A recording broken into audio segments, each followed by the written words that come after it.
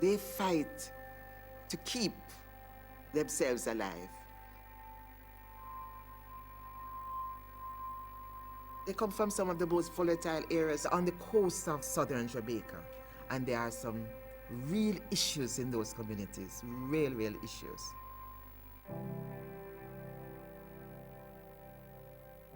They have gun battles. They are what many of us call garrison communities. A lot of them earn their living from drugs, violence, poverty, lack of hope. It pains my heart sometimes when I see these students who are full of everything, with so much potential to do so well, but they don't see it. Their dream is not there. They figure they are less than, that they will never become any better than they are. And many times they are told that. They are told that by the society. They are told that by the circumstances that they are in. Every day I would get a call that the police have taken up some students off the road, that there is a fight at the corner of the street, that there is a stabbing, that every day, that was just the norm.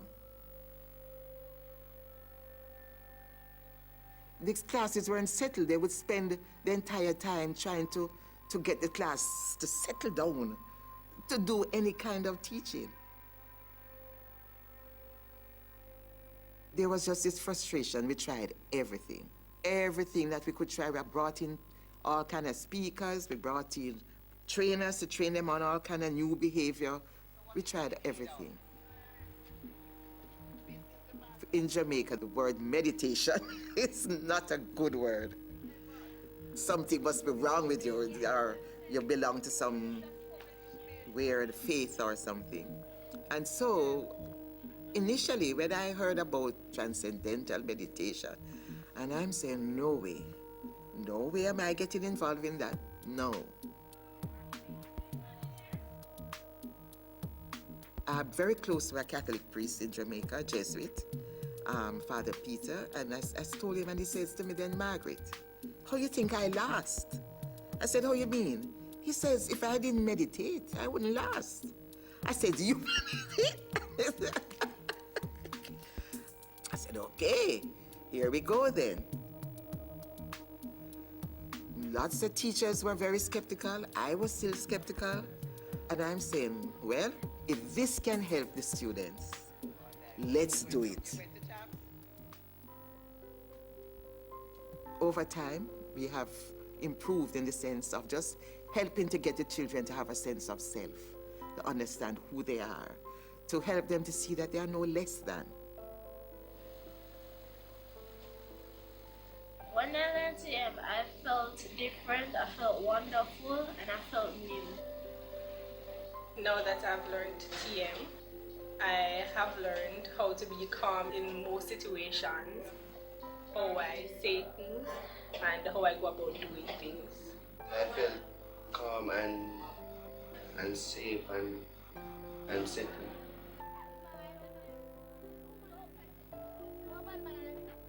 I got my report from the Dean of Discipline, so he compared it with the year before. And already we have seen the drastic decrease in the number of fights and suspension. It is there now, documented.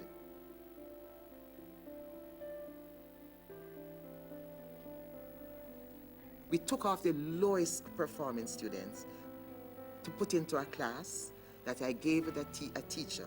She's a meditator. Her students are meditating.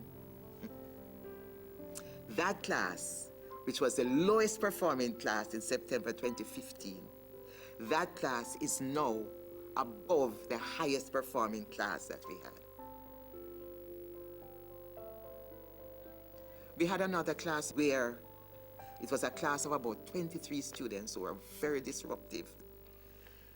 The class just settled down.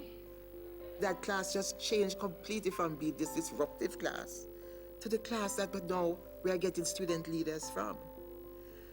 So I'm saying the struggle is on, fight is on, but we are going to go through, and we are going to make the Holy Trinity High School a school where quiet time, where quiet meditation is practiced, because we have to show the rest of Jamaica that, listen, change had come, change can come.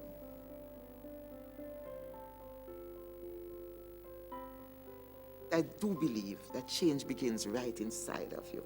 And so if we can get that change within each one of us at Holy Trinity, the change from within, we will change the school, and we will in turn change the community.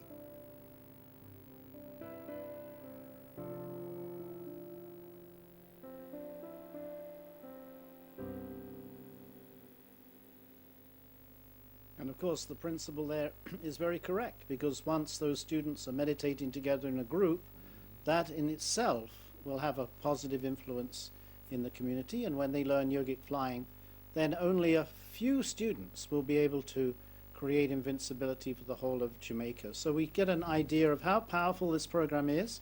You go to a school where there's really no hope, the children have lost hope, the teachers have lost hope, and then suddenly, almost overnight, you can transform the school into something great, and also a school that contributes to the well-being of the whole society. So this is Maharishi's legacy, transforming the world from this age of suffering and problems to an age of enlightenment, and it's happening through the children. So it's a very, very great thing. Thank you, Dr. Swan. Thank you, Dr. Deans, and great congratulations for these beautiful breakthroughs. It's so inspiring to see. Just